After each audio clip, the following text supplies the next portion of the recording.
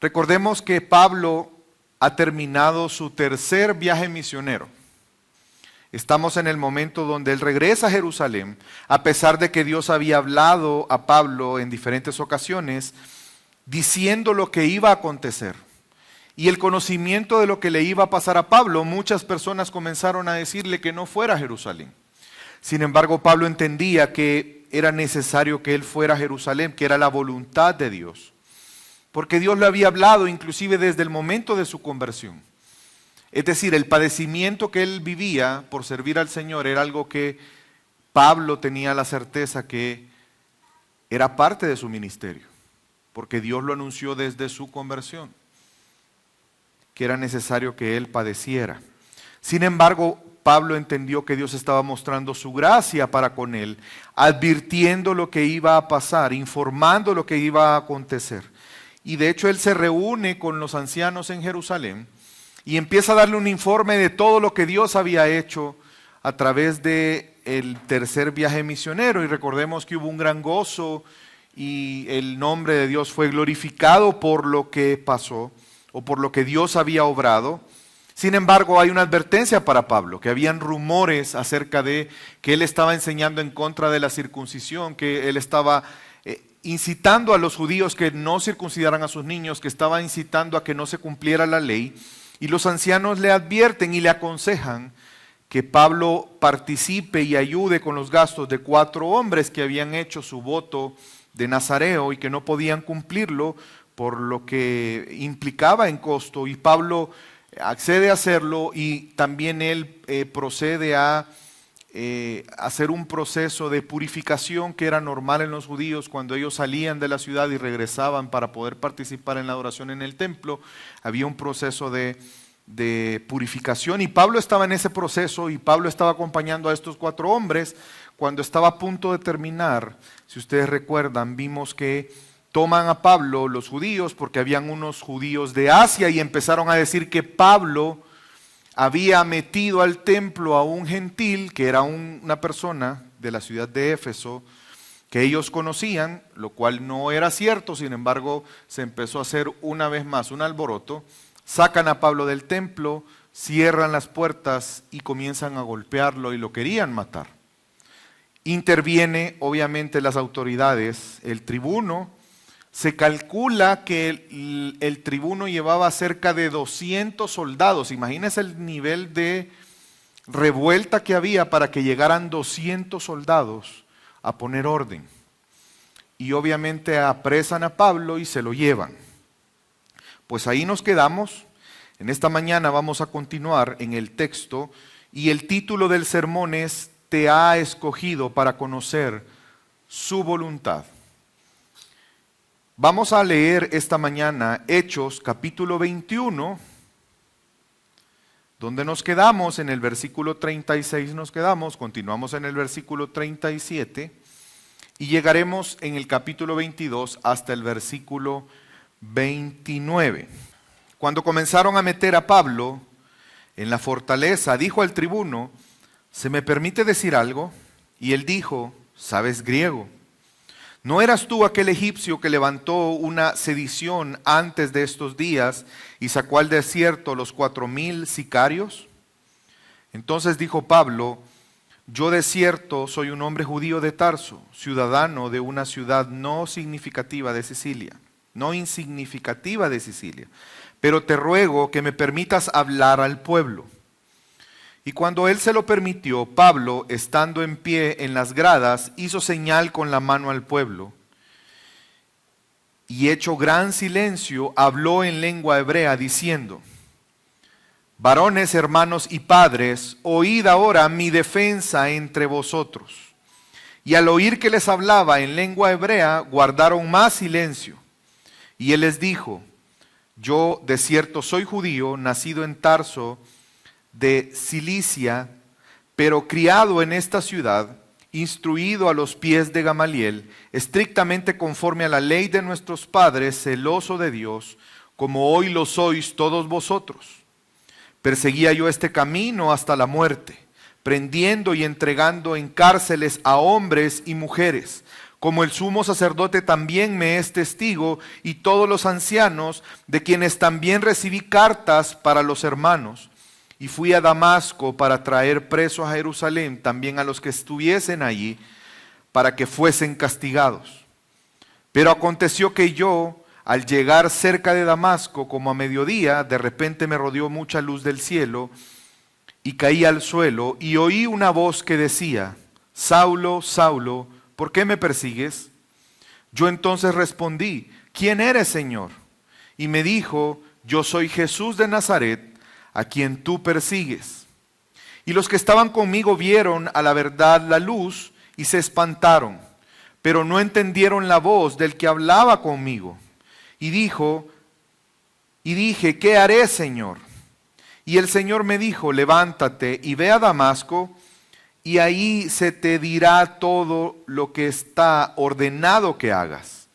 Y como no veía a causa de la gloria de la luz, llevado de la mano por los que estaban conmigo, llegué a Damasco. Entonces uno, llamado Ananías, varón piadoso según la ley, que tenía buen testimonio de todos los judíos que ahí moraban, vino a mí y acercándose me dijo: hermano Saulo, recibe la vista. Y yo en aquella misma hora recobré la vista y lo miré. Y él dijo: el Dios de vuestros padres te ha escogido para que conozcas su voluntad, veas al justo y oigas la voz de su boca. Porque serás testigo suyo a todos los hombres de lo que has visto y oído. Ahora pues, ¿por qué te detienes? Levántate y bautízate y lava tus pecados, invocando su nombre. Y me aconteció, vuelto a Jerusalén, que orando en el templo me sobrevino un éxtasis. Y le vi que me decía: date prisa y sal prontamente de Jerusalén, porque no recibirán tu testimonio acerca de mí. Yo dije: Señor, ellos saben que yo encarcelaba y azotaba en todas las sinagogas a los que creían en ti. Y cuando se derramaba la sangre de Esteban, tu testigo, yo mismo también estaba presente y consentía en su muerte y guardaba las ropas de los que mataban. Pero me dijo: ve, porque yo te enviaré lejos a los gentiles. Y le oyeron hasta esta palabra, entonces alzaron la voz diciendo: quita de la tierra a tal hombre, porque no conviene que viva. Y cuando ellos gritaban y arrojaban sus ropas y lanzaban polvos al aire, mandó el tribuno que le metiesen en la fortaleza y ordenó que fuese examinado con azotes para saber por qué causa clamaban así contra él. Pero cuando le ataron con correas, Pablo dijo al centurión que estaba presente: ¿os es lícito azotar a un ciudadano romano sin haber sido condenado? Cuando el centurión oyó esto, fue y dio aviso al tribuno diciendo: ¿qué vas a hacer? Porque este hombre es ciudadano romano. Vino el tribuno y le dijo: dime, ¿eres tú ciudadano romano? Y él dijo: sí. Respondió el tribuno: yo con gran suma adquirí esta ciudadanía. Entonces Pablo dijo: pero yo lo soy de nacimiento. Así que luego se apartaron de él los que iban a dar tormento, y aún el tribuno, al saber que era ciudadano romano, también tuvo temor por haberle atado. Hermanos, Dios nos ha transformado para que cumplamos cada uno de nosotros un llamado. Si Dios te ha salvado, si Dios te ha transformado, es para que cumplas tu llamado. Este texto es un texto que nos ayuda a entender esta verdad. Que detrás de nuestra salvación, detrás de nuestra redención, detrás de nuestro nuevo nacimiento hay un propósito de Dios. Y a cada uno Dios nos ha hecho un llamado. Y es importante que entendamos, en primer lugar, en esta mañana, el primer punto es que Dios obra nuestra conversión. Y obviamente para nosotros como creyentes es obvio. Podríamos decir, esta es una verdad muy conocida. Todos nosotros somos conscientes que Dios ha obrado nuestra conversión. Pero como vamos a ver en esta mañana, Es un punto tan importante recordar constantemente que la salvación es del Señor. La Biblia nos da testimonio que la salvación es del Señor. Y en este libro de Hechos lo hemos visto en muchas ocasiones y de diferentes formas. Quizás el punto más recurrente es que la salvación es del Señor y por lo tanto, como Él es el Señor, Él va a hacer su voluntad siempre, a pesar de la oposición. Hemos visto oposición en varios tipos de oposiciones. Hemos visto oposición religiosa a través de los judíos, la cual ha sido constante. Hemos visto oposición política. Hemos visto oposición por temas económicos. Pero Dios ha salvado a quienes Él ha querido, no importando la oposición que haya. Nada ha detenido el avance del Evangelio y la salvación de aquellos a quienes Dios ha escogido. Pablo presenta una defensa que tiene el propósito de testificar esta verdad. Vemos aquí que él hará una defensa, de hecho esa palabra defensa es apología. Él va a presentar argumentos a favor de esta verdad. Y quiero que notemos que cuando nosotros somos testigos fieles de Dios, no solamente daremos un testimonio fiel del Evangelio, sino también fielmente testificaremos de aquel a quien estamos testificando. Y me refiero específicamente a la actitud. Por eso en Pedro, cuando Pedro nos manda a presentar defensa ardientemente, nos dice que lo hagamos con reverencia y temor. Porque cuando nosotros hablamos en nombre como testigos, estamos representando a aquel que testificamos. No sé si lo notó en la lectura, pero Pablo en algún momento se refiere a Esteban. ¿Y qué dice de Esteban? Es decir, él está narrando su conversión en una plática que él tiene con Cristo. Y él le dice que habla acerca de Esteban y le dicen, Esteban era un testigo tuyo, porque hablaba en nombre de él, pero cuando nosotros hablamos en nombre de Dios, hermanos, cuidémonos de hacerlo honrando su nombre. ¿Cuál sería nuestra actitud si tuviéramos que defendernos en contra de alguien que nos ha golpeado físicamente hablando? Y que has escuchado que esos que te golpeaban estaban gritando que muera. Hermanos, y a veces nuestra reacción es tan explosiva cuando nos ven mal, nos hablan mal. Nos alzan la voz y ¿qué hacemos? Alzamos más la voz. Pero mire la actitud de Pablo. Recordemos a quién estaba hablando él, cuál era el auditorio. Los judíos que hace un momento lo querían matar. ¿Y cómo se dirige a ellos? Varones israelitas, pero además hay otro, eso está fácil decirlo. Padres y hermanos. Si usted se da cuenta, esta es la segunda vez que Lucas narra la conversión de Pablo. Y pareciera ser que es algo repetitivo. Pero quiero que entendamos que tiene un propósito. Es decir, la primera vez que Lucas narra, porque la primera vez fue Lucas quien narró la conversión de Pablo. En esta ocasión es Pablo mismo contando su conversión. Pero el propósito es una intencionalidad a lo que él está haciendo. ¿Qué es lo que Pablo está haciendo al hablarle a la multitud? Está presentando defensa. Hay una intencionalidad. Y es interesante ver que los cargos en su contra eran muy parecidos a los que se hicieron a Esteban. Si usted recuerda, la razón por la que apedrearon a Esteban es porque lo acusaban de hablar en contra de Dios, de la ley y del templo, algo que era exactamente por lo que estaban acusando a Pablo. Y es interesante también que ante esas acusaciones, tanto Esteban como Pablo, en su defensa expusieron la historia, en el caso de Esteban, la historia de Israel, y en el caso de Pablo está hablando de su conversión, pero está tocando puntos importantes para los israelitas. Y vemos que Lucas ofrece a los lectores el relato de la conversión del Pablo para que comprendamos algo importante. Cada uno de estas veces que se relata el testimonio tiene un propósito específico al contexto.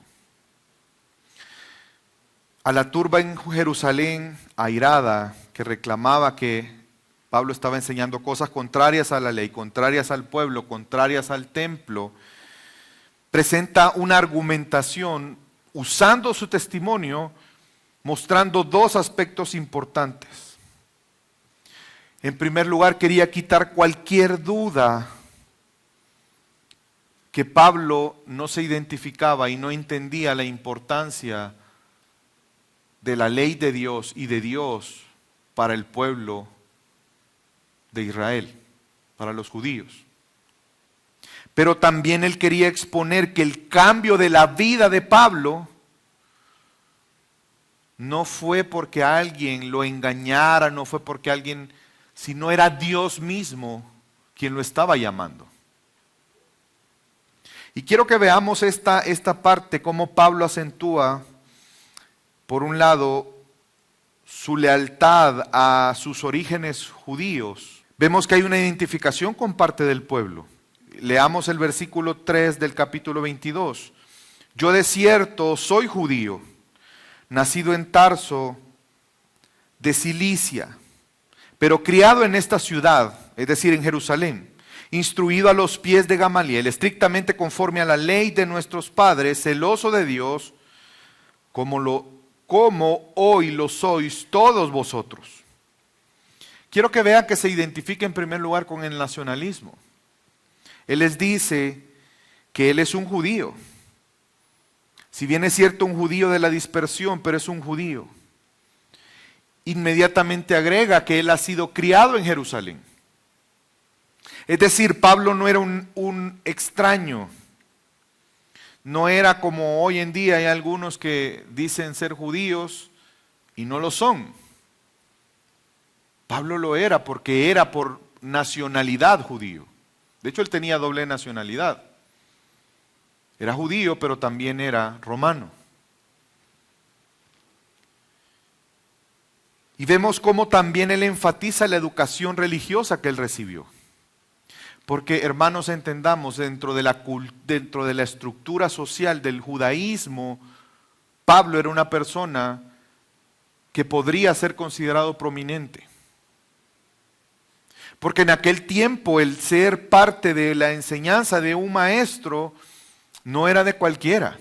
Es decir, eran pocos los que podían ser parte. Si tú querías ser discípulo de un maestro, pues no siempre podría hacerlo. Y Pablo había sido discípulo de uno de los más grandes maestros de la ley en ese tiempo, Gamaliel. Es decir, era una persona muy respetada, un maestro muy prominente. Por lo tanto, cuando los israelitas escucharon, cuando los judíos escucharon que él era, y no lo dije, pero si se dieron cuenta, él les habla en arameo. ¿Por qué les habla en arameo, pudiendo él hablar griego? Porque quiere identificarse con sus raíces. No como los latinos que no saben hablar español. Él les está diciendo, yo soy hebreo. Y comienza diciéndolo desde la forma en que se expresa y que entiendan un poco el contexto.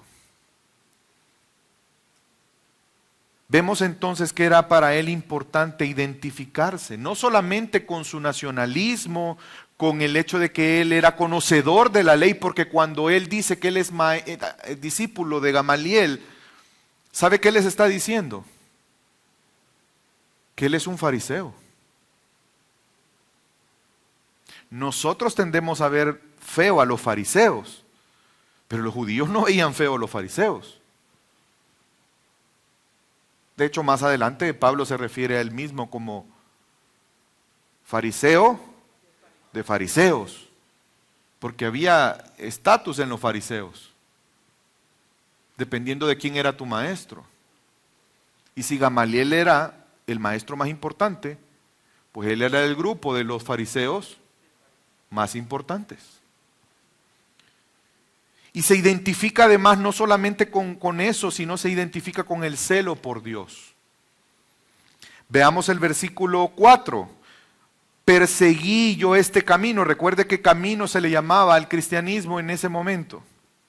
Ya lo hemos mencionado en otros sermones.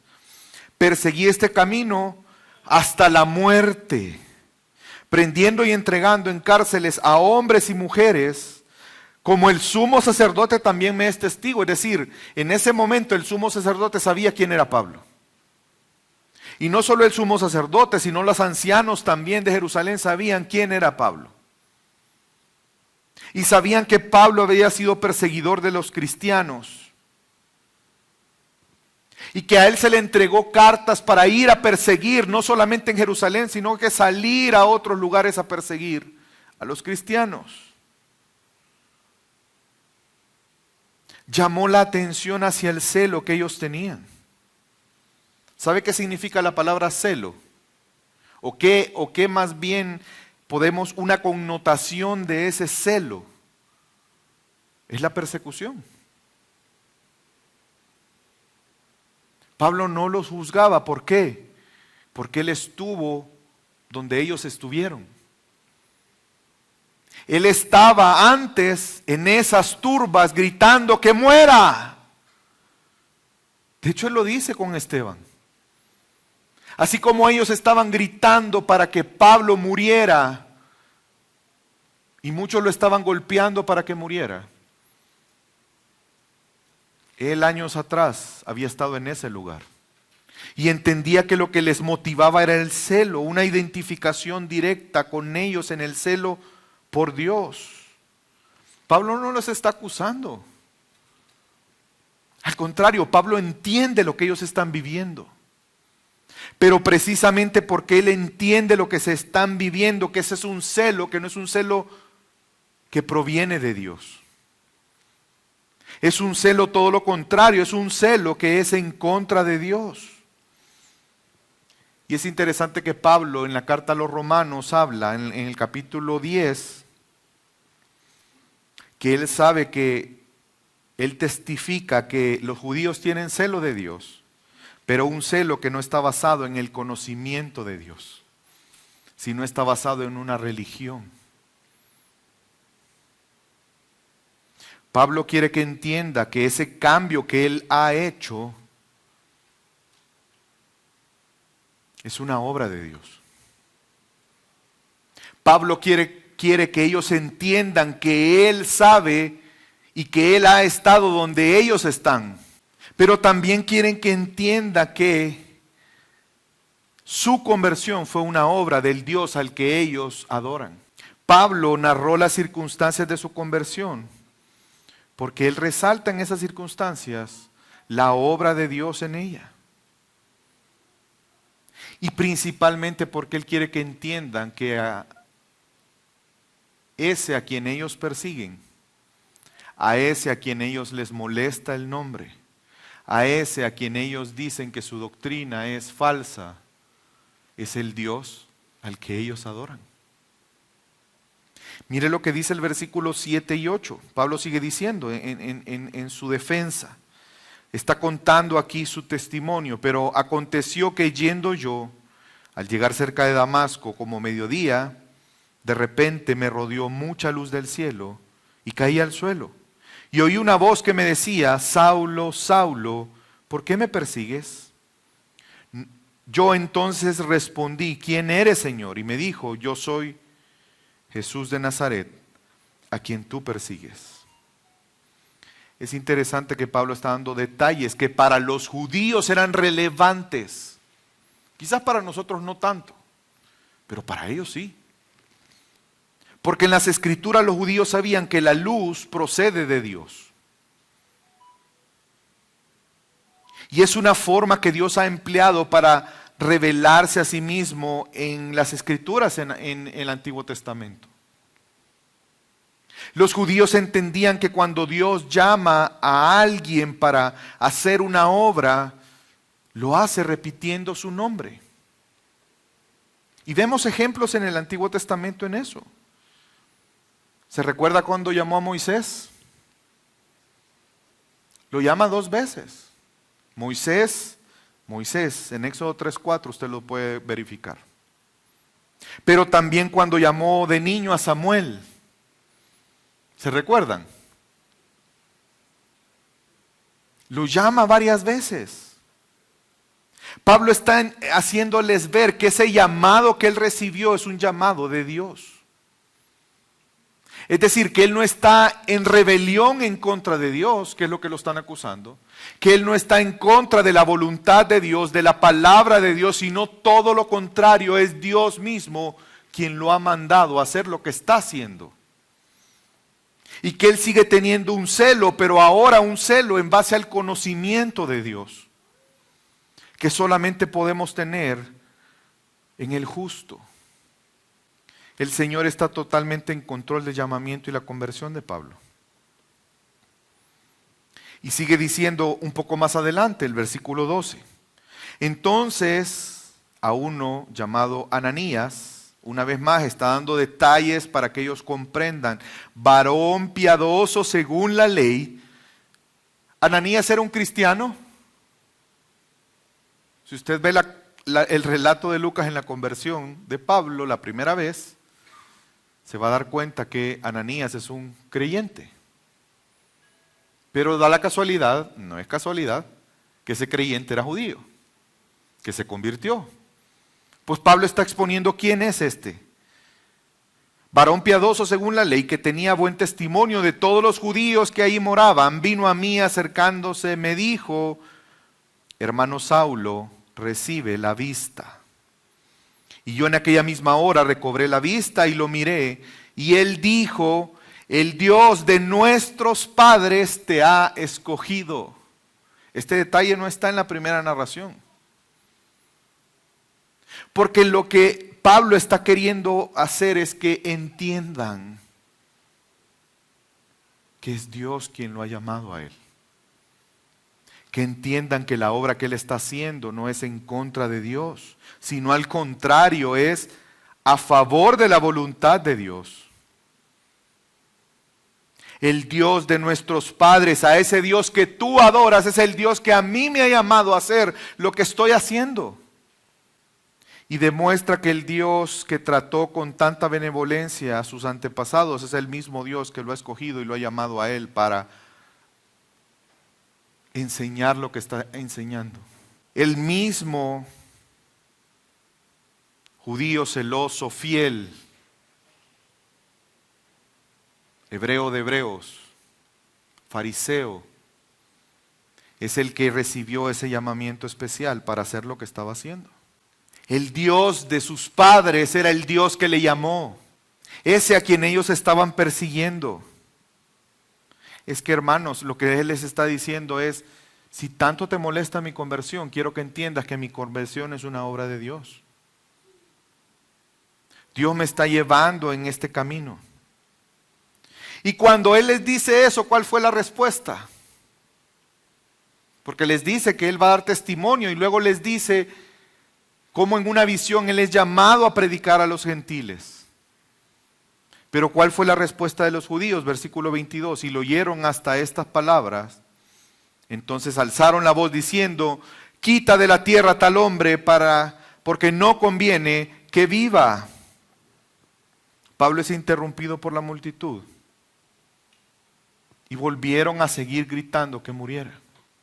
El tribuno no entendía lo que estaba pasando porque Pablo ¿en qué idioma estaba hablando? En arameo. Él no entendía lo que estaba pasando.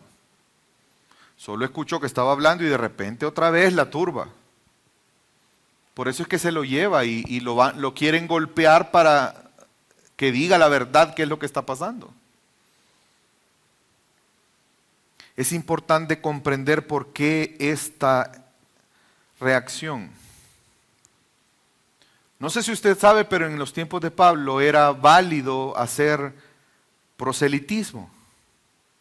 Era válido que un gentil se convirtiera al judaísmo. Eso era algo válido. Sin embargo, para ellos era una ofensa pensar que los gentiles cristianos convirtieran a los judíos al cristianismo. Porque lo que eso significaba para ellos era una abominación. ¿Sabe por qué? Porque lo que eso decía o significaba es que judíos y gentiles podían ser iguales. ¿Se da cuenta? Tú sos una raza inferior. Yo soy el pueblo de Dios. Te puedo ayudar. Conviértete y vas a subir tu nivel. Pero yo soy el pueblo de Dios y convertirme a ti, eso es una ofensa. ¿Me doy a entender? Y Jesús se enfrentó a eso. Quiero que me acompañe a Lucas capítulo 5. Vamos a ver una referencia. Versículo 29 al 32. Y Leví le hizo gran banquete en su casa y había mucha compañía de publicanos y de otros que estaban a la mesa con ellos. Y los escribas y los fariseos murmuraban contra los discípulos diciendo: ¿por qué coméis y bebéis con publicanos y pecadores? Y Jesús estaba ahí. ¿Y cuál fue la respuesta? Ellos lo pensaron. Murmuraban entre ellos. Y la respuesta de Jesús fue: los que están sanos no tienen necesidad de un médico. Y hace una comparación, sino los enfermos. No he venido a llamar a justos, sino a pecadores al arrepentimiento. Pablo está haciéndoles ver que el camino que ellos persiguen, que la doctrina que desprecian, que el mensaje que parece ofensivo para ellos, es indispensable para ellos, como lo fue para Pablo. Lo que ellos necesitan entender es que ni su nacionalismo, ni sus tradiciones, ni sus prácticas religiosas judías van a salvarles. Ellos necesitan a Jesús. Pero eso implica que ellos tienen que verse a sí mismos pecadores primero. Su conversión no es nada menos que una intervención de Dios para que Pablo haya dado un cambio tan drástico. Y eso es lo que él está exponiendo en su defensa. Yo no he dejado mi celo por Dios. Yo no he cambiado. Lo que ha pasado en mí es que ahora sirvo a Dios conforme a su voluntad. No conforme a tradiciones humanas, no conforme a una religión, no conforme a un nacionalismo, sino en base a la verdad. Hermanos, en pocas palabras, eso es lo que Pablo les estaba diciendo. Ahora, ¿por qué eso es importante para nosotros? Es decir, ¿por qué Dios ha querido que aparezca una vez más el relato de la conversión de Pablo? ¿Por qué? ¿Por qué es relevante para nosotros hoy? Porque esta defensa no solamente es información para nosotros. Porque en esta defensa Dios quiere enseñarnos para nuestra vida, para nuestra realidad actual. ¿Saben por qué? Porque este pasaje nos conduce al Evangelio. La conversión personal de Pablo es para nosotros una analogía hoy. Nosotros podemos ver en Pablo, nos podemos ver reflejado lo que pasa hoy en día, lo que Pablo está narrando, pero también nosotros mismos como cristianos podemos vernos reflejados en él. No es la misma experiencia. ¿Alguno de ustedes ha vivido la conversión igual a la de Pablo? No, y el sentido no es ese. No es que tengamos la misma experiencia, pero sí que veamos al mismo Dios obrando su voluntad de igual manera. De diferente forma, pero con la misma verdad y el mismo Dios. Y lo vemos en dos sentidos. Aquellos que hoy en día, como los judíos, confían en las cosas humanas para vivir en adoración y tener comunión con Dios. Hoy en día podemos seguir entendiendo aquellos que hoy en día siguen confiando en una religión, en sus buenas obras, en su bondad para presentarse delante de Dios, para adorar a Dios, para mostrar su celo. Probablemente ocurrirá como los judíos, que en nombre de Dios harán cosas que no son conforme a la voluntad de Dios. Porque, hermanos, no es la religión o la confianza en nosotros mismos la que nos va a conducir a Dios. ¿En qué estás confiando? Aquellos que su fe no está en Cristo en este momento, ¿en qué tú estás confiando? ¿Eres como estos hombres que muestran un celo? Pero en realidad su celo no era por Dios, su celo era por sus prácticas, por su religión, por sus ideas, por lo que ellos querían. Porque si bien es cierto, muchas de estas cosas eran basadas en la verdad de la palabra, pero habían sido tergiversadas con el tiempo, habían sido mutadas. Si no, recordemos a Jesús. Ustedes escucharon de los antiguos, mas yo os digo, ¿se recuerda? ¿En qué estamos confiando para la salvación? ¿O en qué estás depositando tu confianza si ahora estás en Cristo para presentarte delante de Dios? ¿En el cumplimiento, en la obediencia? Y es que no sea necesaria o importante la obediencia, pero no es cierto que tu obediencia es el pase para llegar delante de Dios confiadamente. No es nuestras obras las que nos permiten ir delante de Dios confiadamente ante su trono de gracia.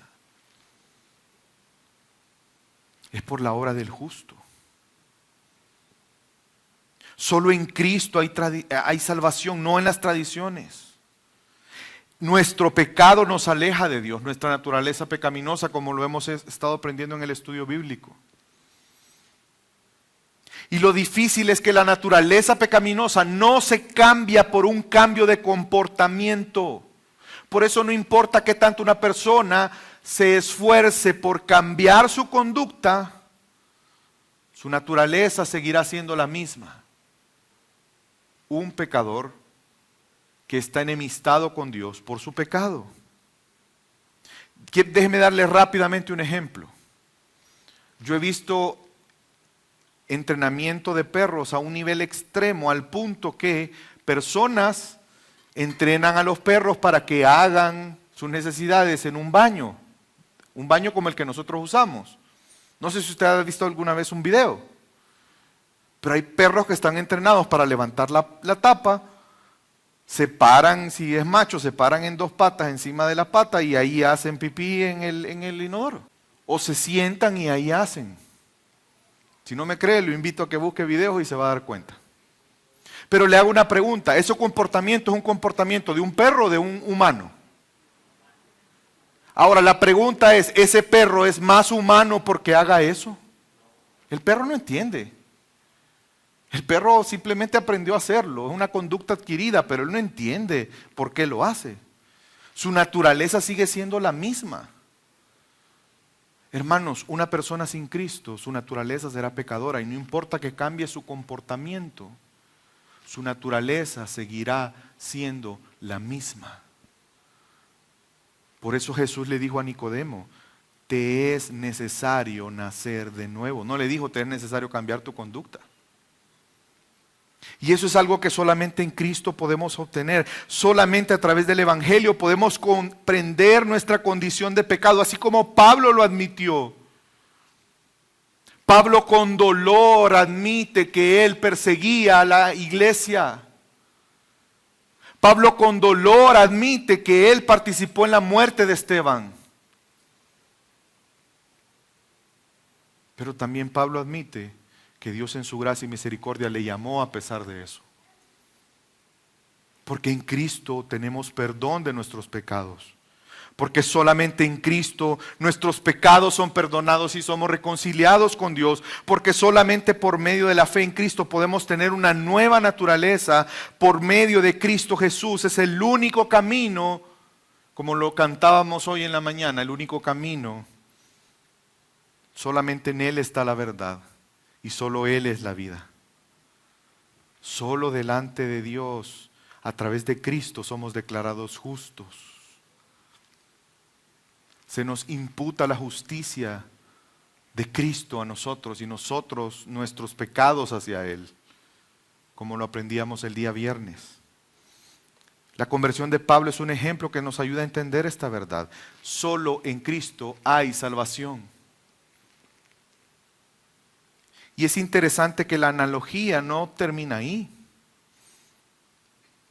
¿Usted se ha preguntado alguna vez por qué Dios hizo que Pablo quedara ciego? Pareciera que es un despropósito, es decir, algo al azar. Obviamente no. Y en la primera narración de Lucas, del testimonio de Pablo, quizás no ponemos tanto relevancia a este punto, pero en el contexto de esta explicación de Pablo, de esta defensa de Pablo, sí toma mucha trascendencia.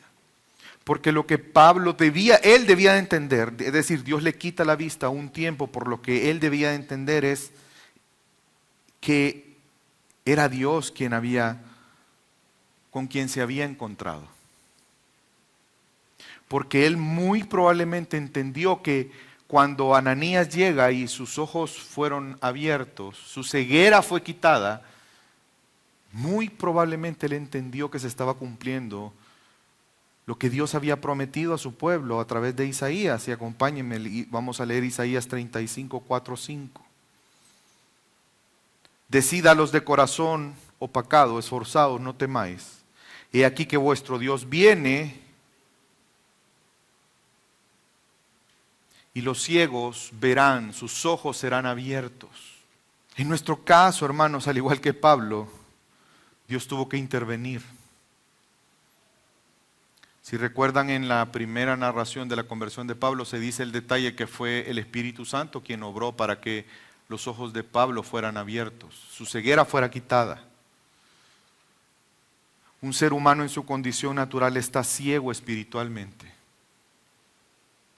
Y es necesario que el Espíritu Santo obre, al igual que en la vida de Pablo, para que los ojos puedan ser quitada esa ceguera. Segunda de Corintios 4:4, y si todavía nuestro evangelio está velado, para los que se pierden está velado, en los cuales el Dios de este mundo ha cegado el entendimiento de los incrédulos, para que no vean el resplandor del evangelio, de la gloria de Cristo, que es la imagen de Dios. Pablo tenía que entender que quien estaba llamándole era Dios mismo, y que Jesús era la imagen de Dios. Las personas hoy en día no tendremos una experiencia como la de Pablo, pero podemos ver cómo Dios sigue obrando con los dos agentes de la salvación. El primero de ellos es la palabra de Dios, el Evangelio. Porque Pablo escuchó la voz de Jesús, literalmente, él en su caso literalmente escuchó la voz de Jesús. Pero en nuestro caso, hoy escuchamos la palabra de Dios a través de la proclamación del Evangelio. Y en el caso de Pablo, el Espíritu Santo obró en sus ojos para que fueran quitada la ceguera. Hermanos, en nuestro caso, hoy en día, es necesaria la obra del Espíritu Santo para que nuestra ceguera sea quitada. Los dos agentes de la salvación, el Evangelio en la palabra de Dios y el Espíritu Santo obrando. Ahora la pregunta es, ¿por qué somos salvos? ¿Para qué somos salvos? ¿Cuál es el propósito? Y en esta mañana ese es el segundo punto. Somos llamados con un propósito. Pablo fue llamado con un propósito. Es más, lo que él está defendiendo es eso. Que su llamado es un propósito de Dios. Que su llamado proviene del llamamiento de Dios. ¿Y cuál es el propósito? Podemos hablar de dos propósitos en esta mañana, un doble propósito. El primero de ellos es conocer a Jesús. Leamos de nuevo el versículo 13 y 14. Y vino a mí y acercándose me dijo, está hablando de Ananías, hermano Saulo, recibe la vista. Y yo en aquella misma hora recobré la vista y lo miré. Y él dijo, el Dios de nuestros padres te ha escogido. ¿Para qué? Para que conozcas su voluntad y veas al justo y oigas la voz de su boca. Dios obró de tal manera que el propósito era que él conociera a Jesús.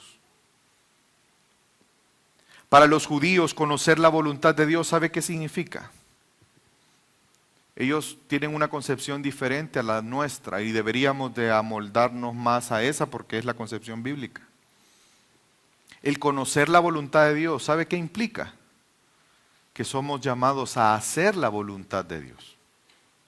Ellos entendían que aquel que conocía la voluntad de Dios y no la hacía, la desobedecía, iba a recibir un justo castigo de parte de Dios. Lo que les está diciendo es: yo fui llamado para conocer a Jesús. La voluntad de Dios para mí es conocer a Jesús, conocer al justo. Y esa palabra justo, ellos lo entendían como el Mesías. Era un título mesiánico.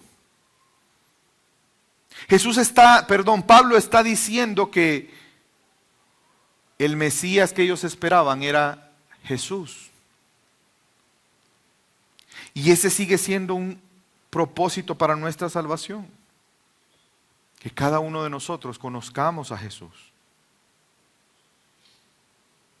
Isaías, por ejemplo, llamó por su conocimiento: mi justo siervo justificará a muchos, en Isaías 53. Hablando de el Mesías, el justo. Era necesario para Pablo oír la voz. ¿Ya habían creyentes en esa época? Sí, pero Pablo escuchó directamente la voz de Jesús. Nosotros hoy en día podemos seguir escuchando la voz de Jesús a través de su palabra. Dios te ha salvado para que conozcas al justo, para que tengamos comunión con Él, para que conozcamos su voluntad. Sin conocer a Jesús no podríamos hacer la voluntad de Dios. De hecho, ese era el gran problema. Los judíos querían hacer la voluntad de Dios, tenían un celo, pero lo hacían en base a su religión. Es necesario que conozcamos a Jesús para que podamos obedecer su voluntad y servirle en base y vivir en base a esa voluntad. No sé en qué área de tu vida estés luchando entre obedecer y no obedecer, pero tu obediencia siempre partirá del conocimiento de Jesús. ¿Cómo sabemos que le conocemos? Primera de Juan capítulo 2. Si guardamos sus mandamientos. Porque el conocer a Jesús te va a generar a ti el anhelo de obedecer a Jesús. Hermanos, Dios se encarnó. Jesús entregó su vida para que tú y yo podamos conocerle y tener comunión con Él. ¿Qué tanto estamos valorando esa gran bendición de Dios? Nuestra salvación solo es un medio para un fin. ¿Cuál es el fin? Conocer a Dios, conocer a Cristo. Jesús, orando a su Padre, le dice: tú me has dado potestad para dar vida eterna a los hombres. Fíjense las palabras que usa Jesús. Padre, tú me has dado potestad, autoridad para dar vida eterna a los hombres. Juan 17, versículo 2. Inmediatamente dice: y esta es la vida eterna, que te conozcan a ti. ¿Y a quién? Y al que tú has enviado, porque si no conocemos al que Él ha enviado, no vamos a conocer a Dios. Por eso Pablo decía que el celo de los judíos es por falta de conocimiento, no falta de conocimiento de la ley, sino falta de conocimiento de Dios. Porque el que niega al Hijo, niega al Padre. Porque aquel que no conoce al Hijo, no conoce al Padre. Hermanos, disfrutemos de conocer a Jesús. Disfrutemos de conocer a Dios. Toma tu tiempo en oración. Estudia la palabra. Medita en ella de día y de noche. No como normas que cumplir. Me voy a aprender el reglamento para que no me pongan una multa. No, la Biblia no es una serie de reglamentos. La Biblia es el testimonio de Jesús. Vayamos a la Biblia a conocer a Jesús, a conocer a Dios. Porque esa es la razón por la que Él te ha llamado. No menosprecies el discipulado. No menosprecies el estudio bíblico. No menosprecies tus tiempos de comunión personal. No menosprecies la oración. No menosprecies la oración comunitaria. No menosprecies el congregarte.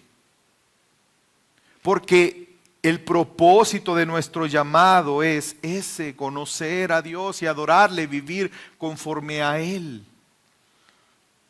Porque ¿sabe qué pasa? Que cuando nosotros permanecemos en Jesús, damos mucho fruto. ¿Y sabe cuál es el efecto de eso? Que nuestro Padre es glorificado. ¿Cuántos de nosotros queremos glorificar a Dios? El camino para glorificar a Dios no es un esfuerzo personal. Es que permanezcas en Jesús. Es que en la medida que creces en el conocimiento de Él, su imagen en ti va a ser cada vez más clara.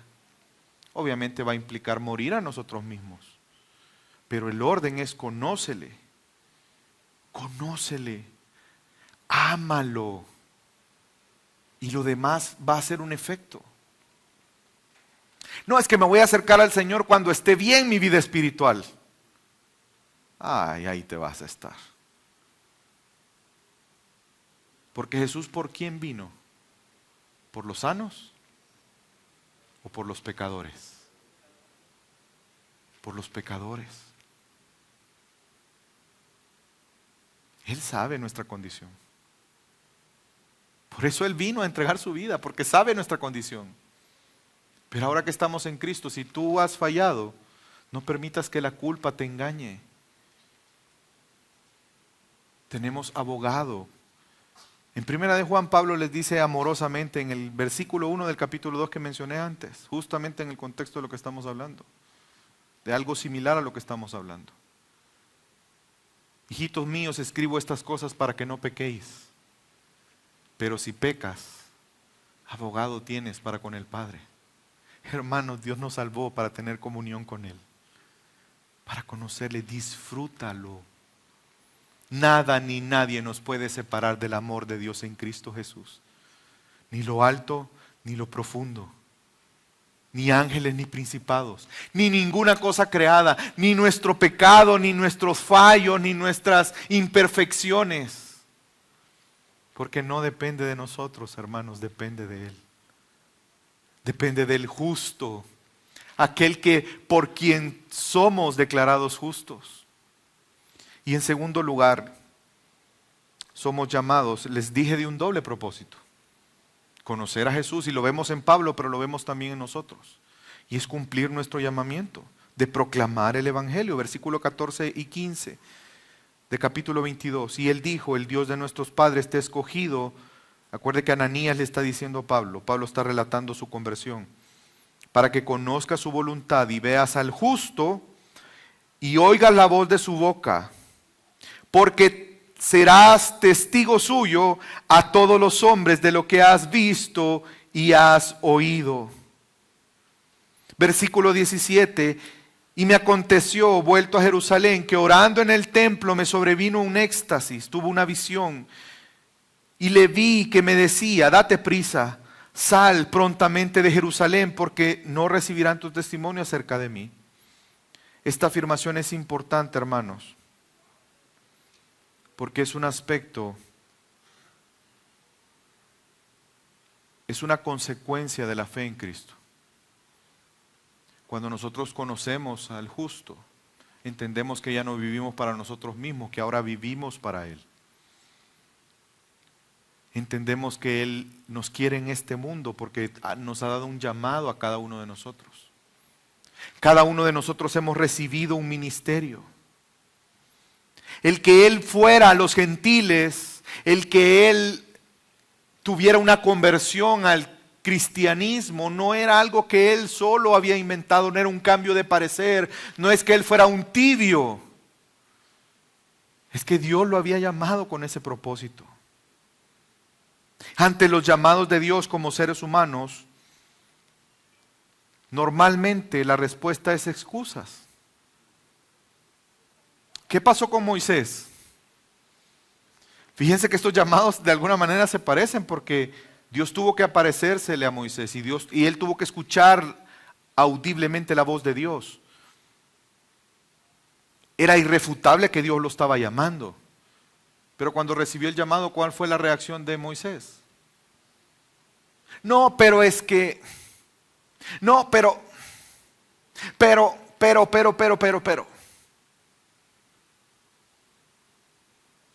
¿Y saben que Pablo tuvo la misma reacción? Mire el versículo 19. Y yo dije, Señor, ellos saben que yo encarcelaba y azotaba a todas las sinagogas y a los que creían en ti. Y cuando se derramaba la sangre de Esteban, tu testigo, yo mismo también estaba presente y consentí en su muerte. Y guardaba las ropas de los que le mataban. Es decir, participó, pues, es lo que él está diciendo. ¿Y qué le dijo Dios ante esa excusa? Ve. ¿Qué le dijo a Moisés? Ve. Hermanos, no sé cuál es tu excusa hoy para no proclamar, aconsejar y enseñar, pero Dios te está diciendo, ve, hazlo. Porque es nuestro llamado, es la razón de nuestra salvación, adorarle a Él, vivir para Él. Pero el vivir para Él no es vivir cómodamente en mi casa, en mi vida, haciendo lo que yo quiera y preocupándome por mis cosas. Es poniendo la mirada en Él, es viviendo para Él, es sirviéndole a Él. ¿Y saben qué es lo hermoso de esto? Que no importa tu pasado. No importa lo que Dios acaso no sabe quién tú eres. Hermanos, por eso es gracia, por eso es misericordia, porque todos nosotros merecíamos la muerte. Pero ahora Él nos salvó y nos usa para sus propósitos, conforme a su voluntad. A Él sea la gloria. Hermanos, ya no pongamos excusas. Dios está obrando en tu vida. Pero Dios quiere también obrar a través de ti. Yo felicito a aquellos hermanos que hicieron un esfuerzo por el día de ayer llevar parejas al servicio. Como les contaba, tuvimos 5 parejas nuevas.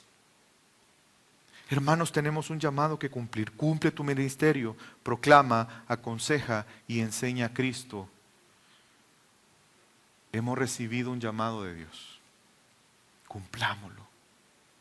Conozcamos a Cristo, pero también sirvámosle a Él. Vamos a orar.